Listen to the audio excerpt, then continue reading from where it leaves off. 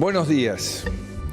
La última semana hemos tenido nuevas expresiones de falta de confianza en los mercados, específicamente sobre nuestra capacidad de lograr financiamiento para 2019. He anunciado un blindaje internacional que nos saca del riesgo y crea una plataforma extraordinaria para el crecimiento. Hemos acordado con el Fondo Monetario Internacional adelantar todos los fondos necesarios para garantizar el cumplimiento del programa financiero del año próximo. Llega después de un año difícil para ustedes que están soportando una crisis prolongada que lleva casi 4 años castigándonos. Sé que estas situaciones tormentosas generan angustia y preocupación en muchos de ustedes. Esto es lo que estábamos haciendo mientras algunos decían que no hacíamos nada. Esta decisión apunta a eliminar cualquier incertidumbre que se hubiera generado ante el empeoramiento del contexto internacional. El blindaje es una operación económica, política y financiera inédita que genera un fondo de garantía tan grande para el país que despeja cualquier amenaza o duda sobre el futuro de la Argentina. Garantizar el financiamiento para 2019 nos va a permitir fortalecer la confianza y retomar el sendero de crecimiento lo antes posible.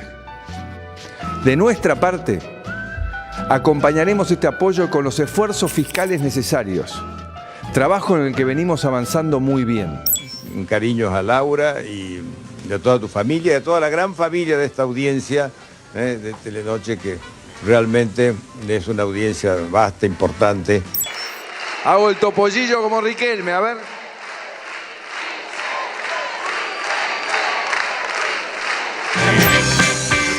Gracias. El presidente de la Nación, el doctor Fernando de la Rúa. Gracias, Fernando. Muchas gracias. Bueno, listo. Terminamos el programa acá. Gracias. Gracias. Nada más. Muchísimas gracias. La verdad, bueno, uno en un programa en vivo de televisión, por ahí tiene que ver este tipo de cosas. Lamentablemente no era nuestra intención. Que bueno, gente que... ¡No se inunda más! ¡No se inunda más! ¡Carajo! ¡No se inunda más! Muchas gracias. Son horas de incertidumbre y nos piden paz, nos piden prudencia. Pero estos mismos son los que nos llevaron hasta acá. Entonces ahora piden prudencia, ahora piden paz. ¿A dónde nos están llevando estos tipos? La pregunta es legítima. Porque algunos de nosotros, solamente con leer los libros, muchachos, no crean que es ninguna bola de cristal, solamente con leer los libros, quienes hemos estudiado y visto y leído que el sistema de bicicleta financiera en la Argentina reciente terminaba provocando estas cosas, que si vos permitís que vengan, hagan la tasa, hagan la bicicleta financiera y se lleven la guita, eso termina mal. Y va a terminar mal, y está terminando mal. ¿A dónde nos están llevando estos tipos? ¿Quiénes eran en verdad estos tipos? Los que generaron todo esto que estamos pagando hoy. Claro, si uno lo revisa en retrospectiva, uno entiende mejor a Juanjo Aranguren. ¿Se acuerdan? El ministro de Energía, que en un momento dado le preguntaron por qué no traía la plata que tenía, las acciones que tenía de Shell en el exterior, no sé cuántos millones de dólares eran. Y dijo, no, el que acá en Argentina, el que se quema con leche ve una vaca y llora, y por eso no traía la plata, y así lo contestó suelto de cuervo. Claro, Aranguren dolarizó las tarifas. O sea, era el zorro cuidando en el gallinero, era un tipo de las empresas que fue al Estado para favorecer a las empresas y después se fue. Pero claro, el quilombo de las tarifas dolarizadas que generó inflación y que generó lo que generó, queda. Él lo dejó, él ya cumplió su parte del trato. La plata nunca la trajo, ahora se entiende por qué no la iba a traer. ¿Por qué no la traía Dujovne? Nicolás Dujovne, que ahora se fue. Y ahí andan los dirigentes radicales diciendo, no, ya se fue Dujovne, ahora viene otra etapa y con esta otra etapa vamos a ganar las elecciones. Bueno, Dujovne tuvo que ser un periodista español, muchachos, el que le preguntara, ¿y usted cómo es tan cara dura de estar pidiendo inversiones, que vayan inversiones a la Argentina si usted tiene toda la plata en el exterior? Y ahí quedó Dujovne tartamudeando, porque claro, esta pregunta no se la pudo hacer nunca un periodista argentino, o porque no lo tuvo enfrente o porque no tuvo los huevos. Pero es una pregunta de sentido común.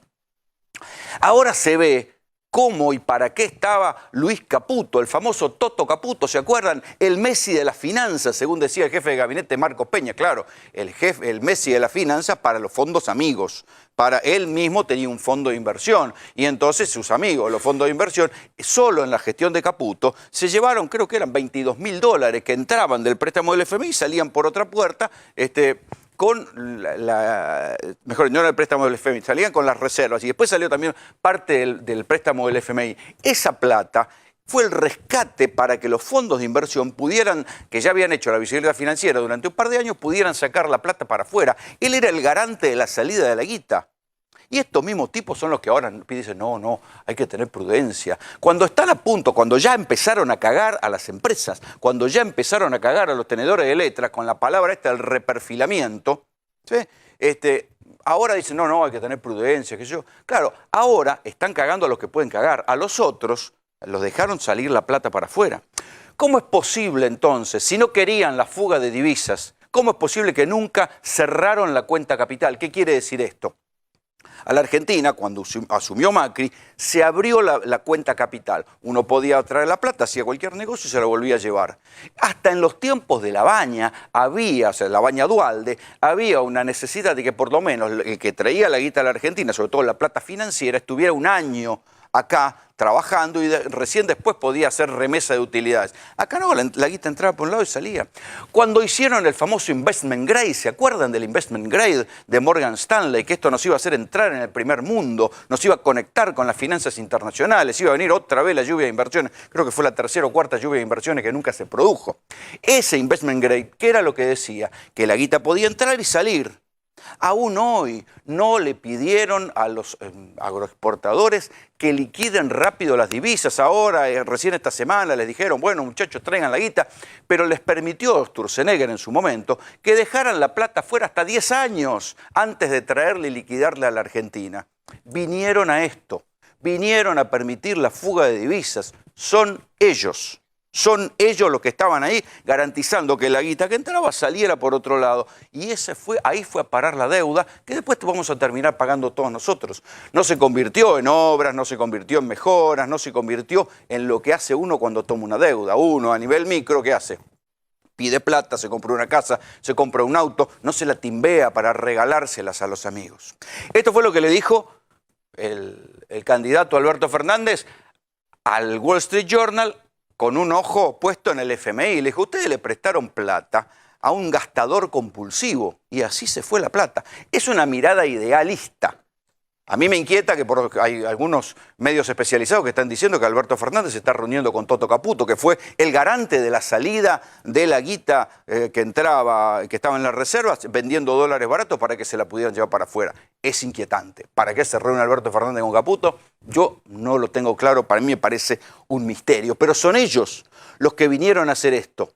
Son ellos. ¿Quiénes son? Y son estos tipos los que nos están llevando no se sabe dónde. Va a ser un fin de semana de incertidumbre. Seguramente el pago a ese pendiente del Fondo Monetario Internacional no va a llegar nunca. Y acá es donde empiezan los paralelos fuertes con De la Rúa. Yo sé que al gobierno y a los voceros del gobierno y a los gladiadores del WhatsApp de Marcos Peña les molesta esto de la comparación con De la Rúa, pero muchachos, ellos son los que tienen que explicar que son diferentes a De la Rúa. Cualquiera de sentido común que ve el mismo programa hecho de la misma manera, ¿por qué va a terminar diferente? ¿Por qué va a terminar diferente? Ellos son los que lo tienen que explicar. Claro, desde hace años, cuando uno salía a decir, che, cuidado con esto, con la bicicleta financiera, están cagando las industrias, están cagando las empresas locales, cuidado con esto, son especuladores, se llevan la guita, éramos los golpistas los que no entendíamos la integración al mundo, el mundo moderno, no entendíamos nada. Y ahora son ellos los que tienen que dar explicaciones y decirnos por qué esto no va a ser como el final de La Rúa, con todo lo que significó, con toda la tragedia que significó para la población de la Argentina. Macri, o sus amigos, estos que sabían que acá iba a pasar algo y por algo no traían la guita, son los que dejaron a Macri en estas condiciones, con una derrota política que lo vació de contenido, igual que a De la Rúa. Recuerden que De la Rúa pierde unas elecciones parlamentarias en el 2001 y a partir de ahí se acelera su caída. Con un riesgo país que está en cifras similares, y lo vamos a analizar acá con Julián Zicari un ratito, que escribió un libro historiando sobre cómo fue la salida de la Rúa. Está en niveles similares a cuando de la Rúa decía qué lindo es dar buenas noticias. ¿Se acuerdan de eso? Bueno, el riesgo país estaba en ese nivel. El reperfilamiento al cual lo está llevando el nuevo ministro Lacunza, Macri, es muy parecido al megacanje, solo que en lugar de negociar con el Fondo Monetario se dan vuelta y negocian con los acreedores internos, con la deuda interna. Pero este reperfilamiento de la deuda interna es una práctica, para decirlo de una manera ligera, un choreo. ¿Por qué? Porque le están diciendo a muchas empresas, recuerden que el propio Macri decía en su momento que él invertía en letes, que su plata él la invertía en letes, en letras del Tesoro. Las letes son las que ahora reperfilaron.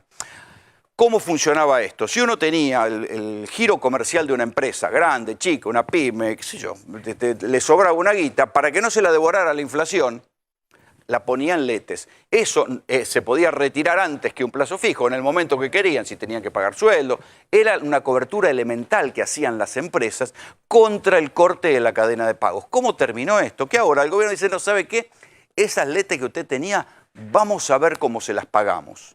Esto terminó generando un efecto cascada, que es lo que se ve hoy. Cuando reperfilaron, o sea, están haciendo una especie de semi-pagadiós de las cosas que habían comprometido a pagarse, ¿qué le están diciendo a la gente? Miren, nunca más ponga la guita en los bancos, o por lo menos no la ponga hasta que termine el gobierno, porque hay que ver si las famosas LELIQ van a servir para algo. De hecho, hoy el Banco Central tuvo que volver a emitir plata. ¿Se acuerdan que el plan del Fondo Monetario estaba basado en que no había que emitir plata? Bueno, el Banco Central hoy emitió dinero, volvió a emitir dinero, con lo cual el déficit cero y la no emisión de plata, que eran los dos pilares del acuerdo con el FMI, volaron por los aires. ¿A ustedes les parece que el FMI va a poner los 5.400 millones de dólares que quedan del desembolso? No. ¿Y qué va a pasar cuando pase eso? Lo mismo que pasó con De la Rúa. Cuando el FMI le dijo no hay más plata, se aceleró todavía más las complicaciones. Entonces, el FMI se reunió hoy en secreto para tratar el caso argentino de la reestructuración de la deuda. Hay muy pocas posibilidades de que el FMI diga, ok, ¿sabe qué? Se cagaron en el plan, les vamos a poner la plata igual. Es raro y va a haber que seguirlo con atención, pero es otro punto de parecido con lo que le pasó a De la Rúa. Entonces, si las cosas se parecen y si nosotros ya vimos cómo iba todo esto y cómo sucedió, son ellos los que, en lugar de pedirnos paz como si fuéramos tarados, tienen que explicarnos por qué no va a pasar esto. Encima tienen tanta mala suerte, y esto sí hay que traducirlo a la mala suerte, que están trayendo dólares de Estados Unidos para intentar calmar la locura de la gente que está yendo a los bancos a sacar los dólares, lo cual está bien. ¿Cómo se calma una corrida? Mostrando billetes. Esto es de manual, está bien. Tienen tanta mala leche que el huracán Dorian en Miami les frenó un envío de billetes y hoy había mucha inquietud en los bancos justamente por este problema que hasta ahora es logístico. Sí, que la gente iba a buscar dólares, decía, no tengo dólares, y esto alimentaba un rumor entre la gente de inquietud sobre qué pasa con los dólares. Se está estudiando, ¿qué se está estudiando este fin de semana? ¿Qué hacer? O ponen un cepo o aumentan el default. Esto es lo que se está discutiendo. ¿Sí? ¿Por qué no quieren poner un cepo, como está diciendo el propio Julio Cobos, un miembro de la Alianza Cambiemos, en definitiva, que está diciendo, bueno, tal vez habría que poner algún control de cambio, y otros están diciendo, bueno, tal vez hay que frenar la salida de dólares de alguna manera. ¿Por qué? Porque el gobierno sabe que fue una de sus principales banderas criticar al cepo del kirchnerismo. ¿Cómo van a terminar este tramo de su gestión si es que no lo reeligen poniendo un cepo ellos? ¿Cómo van a hacer para esto? Pero por otro lado, este era el gobierno que venía a honrar sus compromisos porque arrancó pagándole los fondos buitres. ¿Cómo ahora va a terminar este tramo, insisto, si es que no es reelecto, con un default, diciéndole, sobre todo a los acreedores locales, no, mire, no le vamos a pagar, lo suyo no va a poder ser, la plata no está ahora, y están generando algo que se va a notar de acá a ¿cuánto? El próximo mes, un tembladeral otra vez sobre el corte de la cadena de pago. Lo que va a generar es otro tembladeral en la cadena de pago, muchachos. Entonces son ellos los que nos tienen que explicar por qué no van a terminar como De la Rúa. Y no hacernos terrorismo ideológico a nosotros, cada uno que dice, che muchacho, esto se parece a De la Rúa. Es de sentido común. Ellos son los que tienen que explicar que no son como De la Rúa. ¿Sí? Que no vamos a recordar a Macri gritando no se inunda más, como a De la Rúa diciendo qué lindo es dar buenas noticias. esa disociación de la realidad. Porque esto es lo que pasa. Uno siente que vienen y dicen una cosa y las cosas se evaporan de un día para el otro. Eso pasó con el famoso reperfilar. Apareció Hernán Lacunza, le echó la culpa a las PASO, Macri le echó la culpa a las PASO, dijeron que iban a reperfilar. Claro, ¿cómo iban a decir claramente que iban a cagarle los pagos a la gente que tenía las letes? Era reperfilar. El reperfilar resultó cuando, en cuestión de horas, cuando algunos empresarios empezaron a dar cuenta que el reperfilar era que les iban a meter la mano en la cuenta para no devolverle la plata, entonces ahí empezaron la furia y decir, estos tipos están mintiendo o están escamoteando la verdad, que es una manera de mentir, o nos están diciendo con palabras modernas, reperfilar, que nos van a cagar en criollo. Entonces así son las cosas. Por eso, el famoso reperfilar duró un día. 2 consultoras de estas que se suponía que iban a colaborar en que llegaran las lluvias de inversiones, Standard & Poor's y Fitch, le pusieron que esto era un default selectivo. Así terminó el reperfilar. Dijeron reperfilar, default selectivo de 2 consultoras, el Fondo Monetario reunido posiblemente para decirle al muchacho, la plata no va a llegar. Entonces ahí andan desesperados ahora pidiéndole a China a ver si el swap de las reservas con China lo pueden convertir en dólares para ver si de alguna manera logran atajar la fuga de divisas y la salida de dólares y que pueden ver cómo hacer para quemar reservas y que la gente se calme. Estos son los que piden paz. Ellos generaron este incendio. Ellos son los que dicen que no los comparemos con De la Rúa. Ellos nos tienen que dar una explicación de por qué no van a terminar con De la Rúa. Son ellos los que nos tienen que dar tranquilidad a nosotros. Porque ya bastante gente cagaron. Y no estoy hablando solamente de la gente que tiene plata en los bancos o de las empresas que tienen en letes. Piensen en lo que va a hacer esto cuando se traslade como una piedra en el agua a la vida cotidiana de la gente. Hoy van a ver en GPS una cámara hecha, un trabajo de investigación hecho sobre cómo están circulando los alimentos que entrega el gobierno, se venden, se revenden, la desesperación que hay en la calle, en los sectores más populares y casi marginales, para conseguir alimentos. No solamente Roberto Labaña, que en definitiva uno lo puede considerar un candidato opositor, está pidiendo una emergencia alimentaria. La Iglesia Católica está pidiendo una emergencia alimentaria. ¿Qué quiere decir esto? Pongan plata en los comedores, pónganle comida a la gente porque esto se va a pudrir. Lo está diciendo la Iglesia, muchachos. Y si también uno va, claro, la gente de Alberto Fernández ahora están callados y no dicen nada, pero cuando uno habla con ellos en privado también te están diciendo hay que parar el incendio social porque va a haber hambre en la Argentina. Ya había hambre y por algo pasó lo que pasó en las elecciones pasos. Va a haber más hambre en la Argentina porque la inflación se va a trasladar a la gente y la quimioterapia social de la cual nosotros venimos hablando el año pasado va a aumentar y va a dejar más gente jodida. A esa gente hay que darles comida por lo menos. No estamos hablando de trabajo, estamos hablando de darles comida. Algunos me explicaban hoy que esto es peor que cómo se encontró la Argentina después del 2001. ¿Por qué? En el 2001 el nivel de pobreza era del 57% y el desempleo del 23%. Obviamente no estamos en esas cifras, pero ¿saben qué? El costo de los alimentos tenía una menor incidencia en la canasta, entonces la gente podía de alguna manera comprar comida. ¿Sí? Aunque no tuvieran laburo, había la comida estaba más barata en esos años que en estos años. Y esto fue lo que pasó. Por más que ahora le saquen el IVA a los alimentos, la inflación se va a devorar eso, no se va a notar. Y puede que incluso, o sea, no solo van a seguir al mismo precio, sino que puede que aumenten también porque la inflación le va a devorar todo esto que hicieron del IVA. Entonces, hay una emergencia financiera, pero también hay una emergencia social. Y la Iglesia está pidiendo emergencia alimentaria. Va a haber hambre en la Argentina. Entonces son ellos, estos tipos que nos llevaron hasta acá, los que nos tienen que explicar por qué esto va a terminar de otra manera. Y no nosotros, los que tenemos que dejar de inquietarnos y dejar de hacer comparaciones porque esto ya lo vimos. Ellos son los que nos tienen que explicar. Si están haciendo lo mismo, ¿por qué va a terminar de otra manera? No nosotros los que tenemos que dejar de criticarlos. Bienvenidos, esto es GPS.